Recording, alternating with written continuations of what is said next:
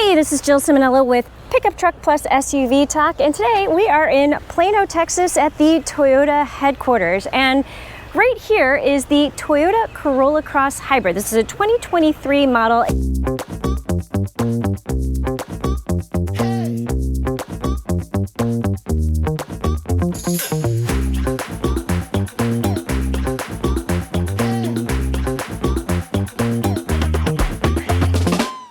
Hybrid model, Corolla Cross. What am I talking about here? So I have another review on the Toyota Corolla Cross. I did a full first look at this vehicle last year. Be sure to click up above to check out that video if you haven't ever seen this before. But basically this is, I like to call it a mini RAV4. It's got some RAV4 styling to it, but it's just a little bit more compact.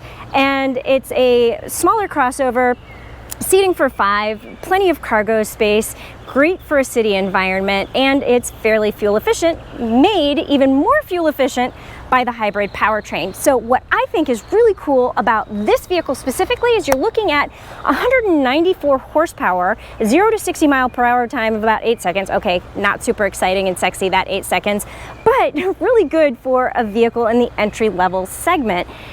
And you're gonna have about 37 miles per gallon in combined driving. Now the gasoline model is only going to be about 32 miles per gallon in combined driving. So you have about 5 miles per gallon extra and more horsepower. One of the more interesting things, and people have pointed this out on our social media, is that this vehicle did not have blue badging. They're like, well, how do you know it's a hybrid? Because it doesn't have blue badging. So if you're not familiar with Toyota vehicles at all, usually they're hybrid vehicles, they're plug-in electric hybrid vehicles. They have like blue surrounding the logo to denote that it is a hybrid, and frankly it wasn't something that I noticed that wasn't there. So yeah, somebody actually pointed that out to me, and I was like, oh, you're right, that's a good question, I will ask. So here's the answer. Why doesn't this vehicle have the blue badging? Well, because it's sporty. And so they're rolling out a new badge theme, I guess you could say, which is kind of a smoked out badging for their sportier SE, XSE, a lot of X's and S's there, so excuse me if I'm going to trip over them a little bit.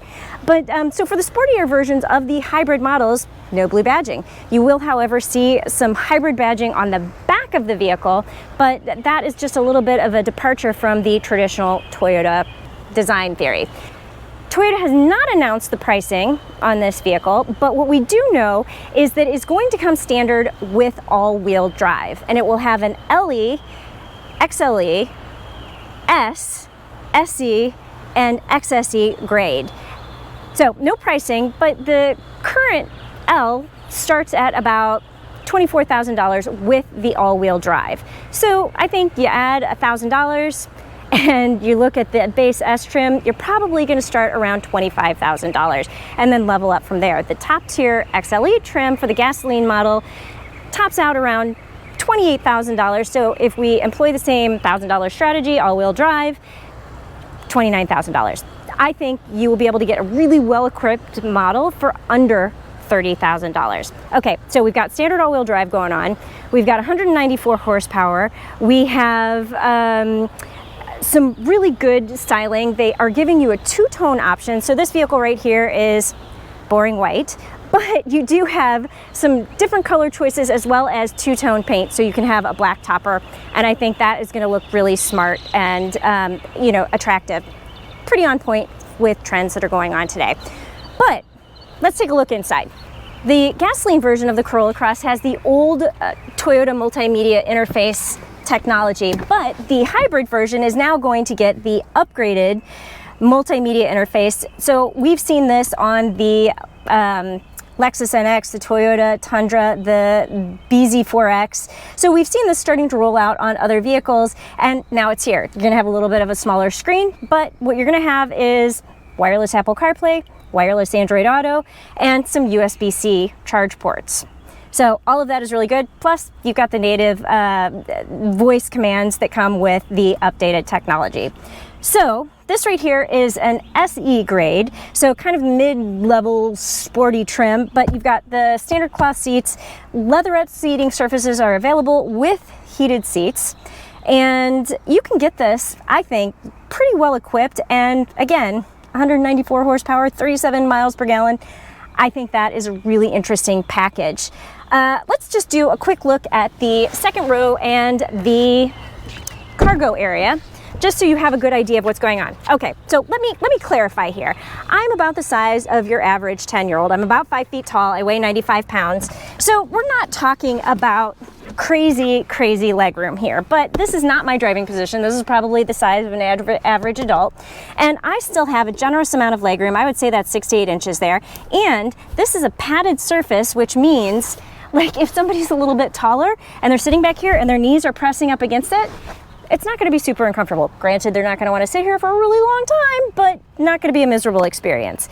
Because this is the mid-level trim, you don't have USB charge ports back here, and you don't have the pull-down center armrest. The upper grades usually have the armrest with the cup holders in it. This doesn't have that. Now, what I find really interesting here, and I didn't look up the exact specifications, but I don't think you're really sacrificing anything in terms of cargo space back here with the battery. And that is also an exceptional feature that you have going on with the hybrid version. Now, the one thing you are going to sacrifice is, yeah, you're not going to have a spare tire back here. You've got an inflator kit.